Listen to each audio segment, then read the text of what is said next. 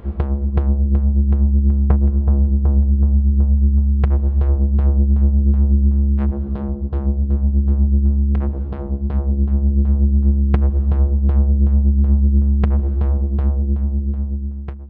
folks, I'm Spencer, and on today's episode of Cult Mania we're looking at what is to most people the quintessential zombie movie, and probably the best zombie movie ever made, George A. Romero's Dawn of the Dead. Dawn of the Dead. Whilst this will be a review that's going to have bits and pieces to do with the actual filmmaking, this is much more a review of this new 4K second sight version of the film, because to be honest, there can't be that many people who are going to be watching this channel that haven't already seen Dawn of the Dead at some point in their life, then probably watched it every few years since. But trust me when I say you haven't seen it looking like this. For those of you who haven't seen Dawn of the Dead, this film was Romero's return to the zombie movie that pretty much he helped invent with Night of the Living Dead. But Dawn is much more of a sort of action horror hybrid, whereas Night of the Living Dead is all about this sort of creeping paranoia.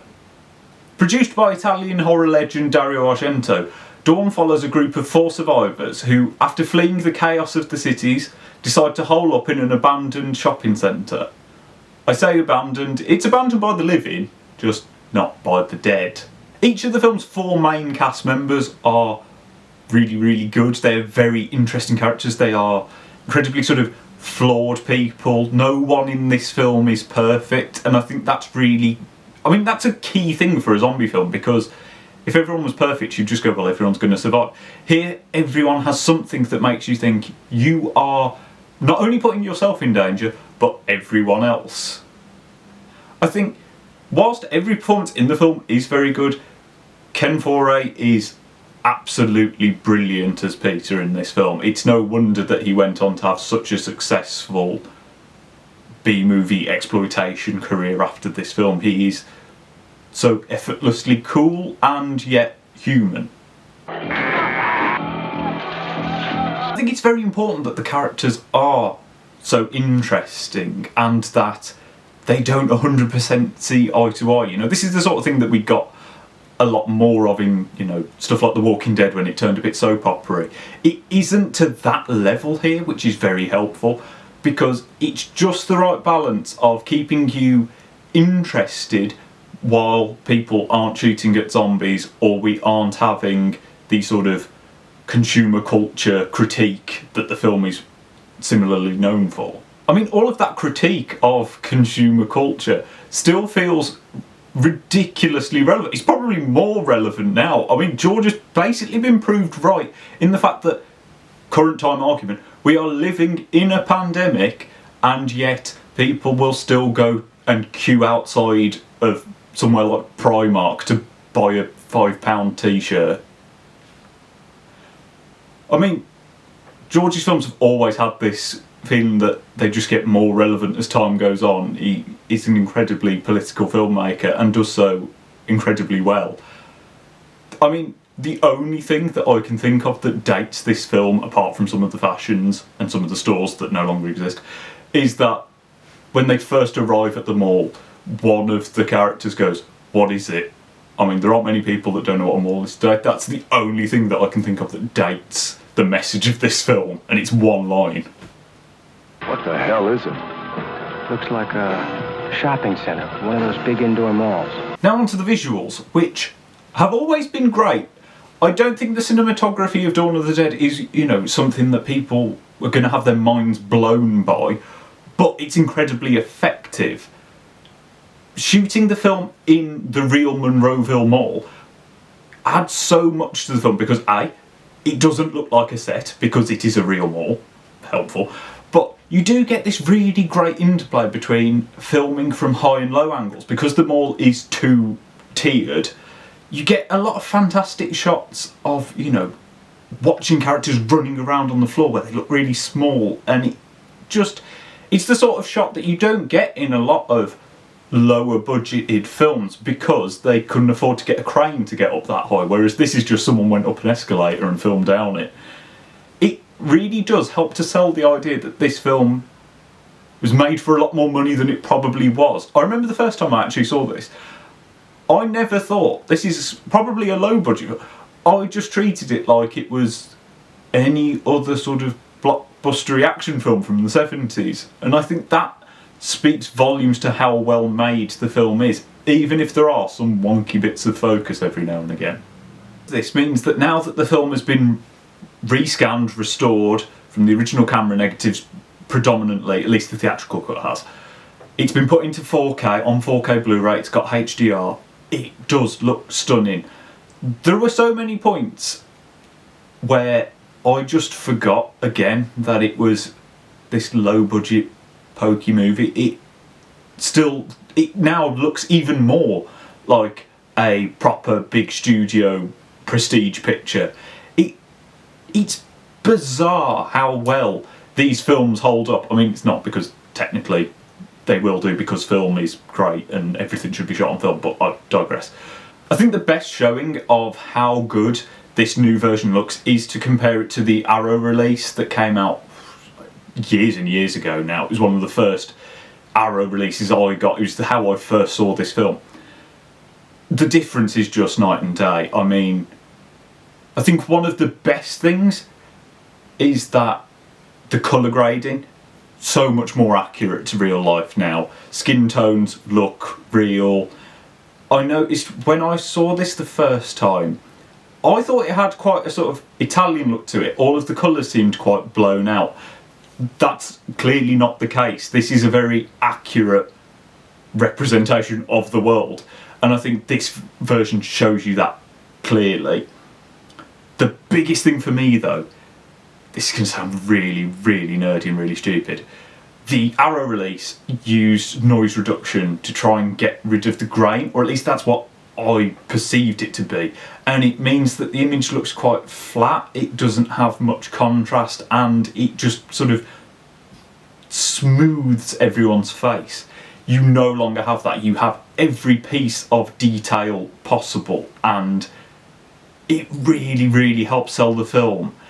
It's so good to just look at it and think, it almost now has a slightly more documentary feel to it. Because you do have sequences with handheld cameras, I felt so much more a part of the film. It didn't look as filmy as it used to look, and I think that's really important. I will say, some of the negative has clearly survived better than other parts, or the original film was shot on varying qualities of stock, because there are some scenes that are a lot sort of grainier or have an ever so slight flicker to it. This isn't a problem with the transfer, this is clearly just something held over from the original negatives. I only bring it up because the first scene in the newsroom is one of the noisiest scenes. I don't think this is helped by the fact that overlaying titles usually means an extra amount of film grain. I just want people to know that when you put it in, it might not look quite as sharp as you're expecting, but then when you cut to the next scene, which is like all night photography, it's so clear. So just don't think, oh, what's up with this? It is so good. It's just those few scenes where the grain starts to lift a little bit more. This increased amount of detail, along with the much more accurate colour rendering, colour grading, gives the film's effects so much more impact. Yes, the zombies still look quite blue, but they don't look nearly as cartoonishly blue.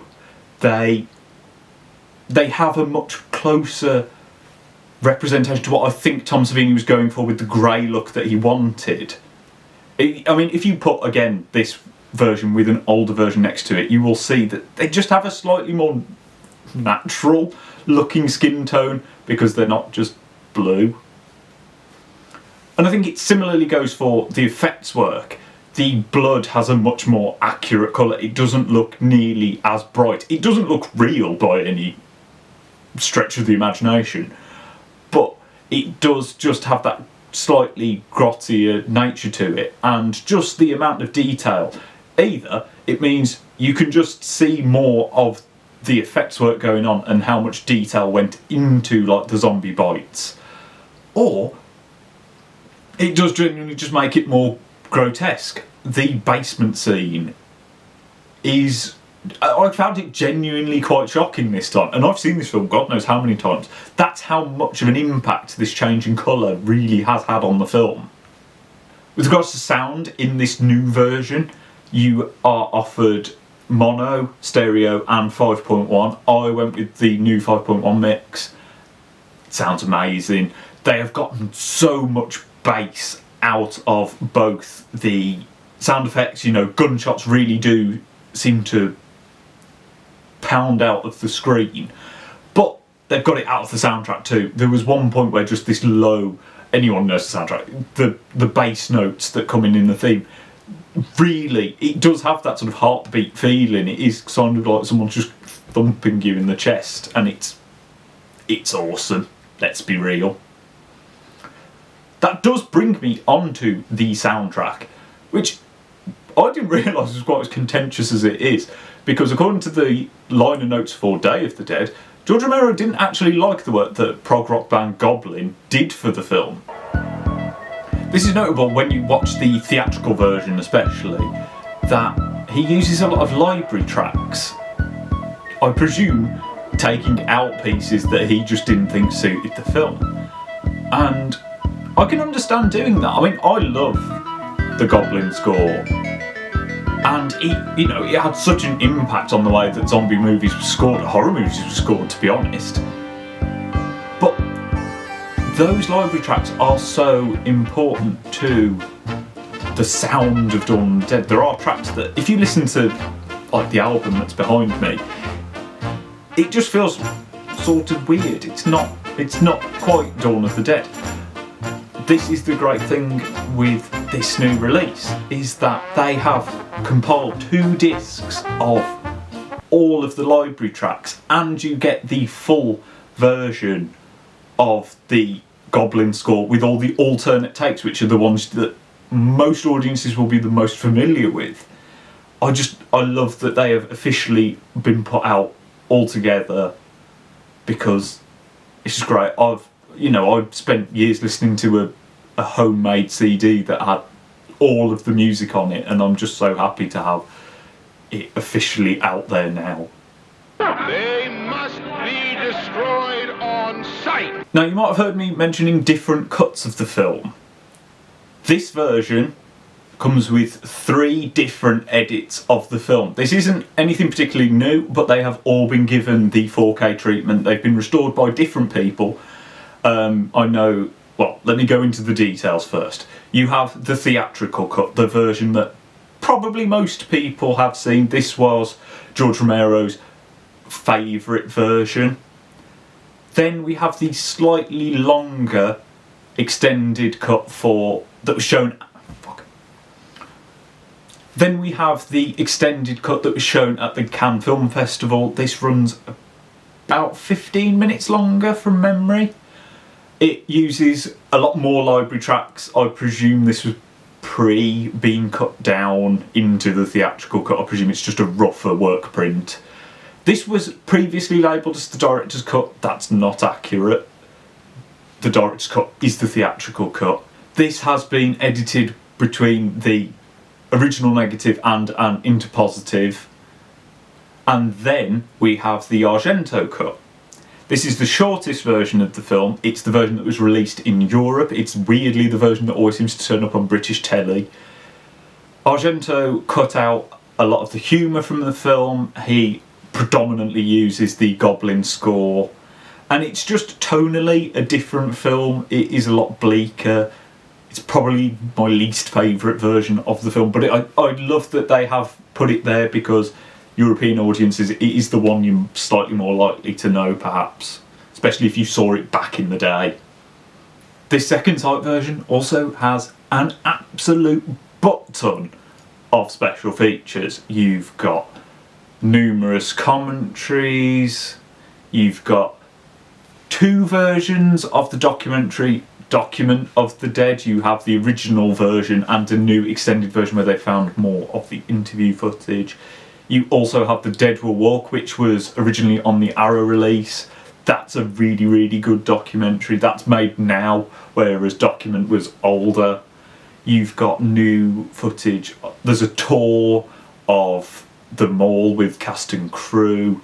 So many interviews with different members. There's an old George Romero interview that was thought lost that they have found, which, you know, now that we don't have George to talk to, it's so nice to find these old pieces. On top of that, like I said, you've got 3 CDs. So basically every piece of music you could want. You've got this 160-page book full of essays. I mean, I cannot wait to get deeper into that. You've also got a reprint of the novelisation, which I don't think has been in print for quite a while. So again, you just basically, if you like Dawn of the Dead, you've got everything you could want. On top of that, look at it. It's beautiful. It's glorious. You need this on your shelf because it just looks amazing. It gets up and kills.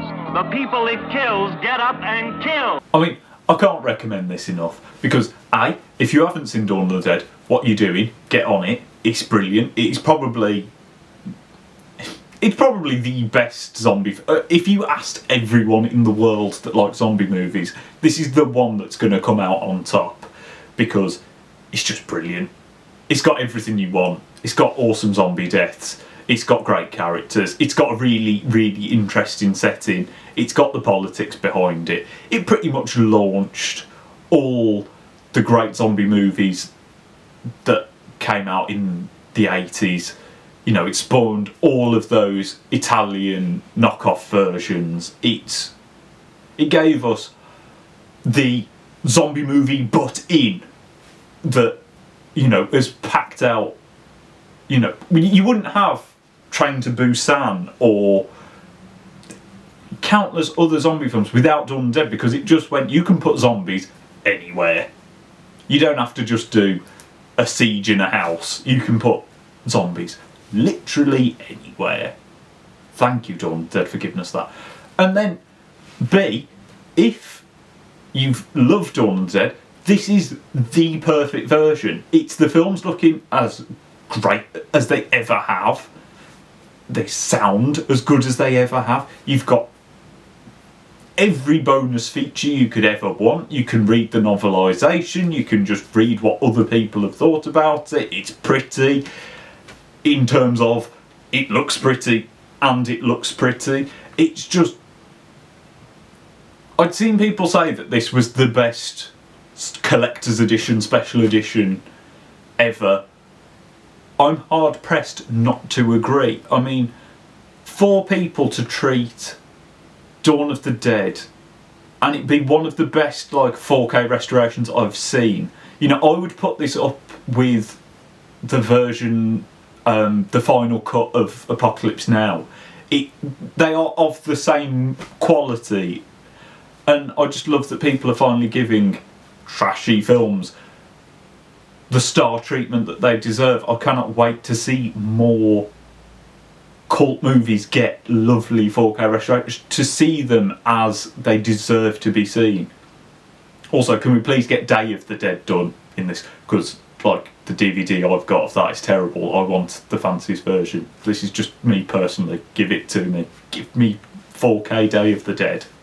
But this is just my opinion. Are you a massive fan of Dawn of the Dead? Have you bought this new edition? Or do you not rate Dawn of the Dead? Because I'm sure there are people out there. Let me know down in the comments. Like and subscribe so you don't miss any more videos. And I'll see you next time.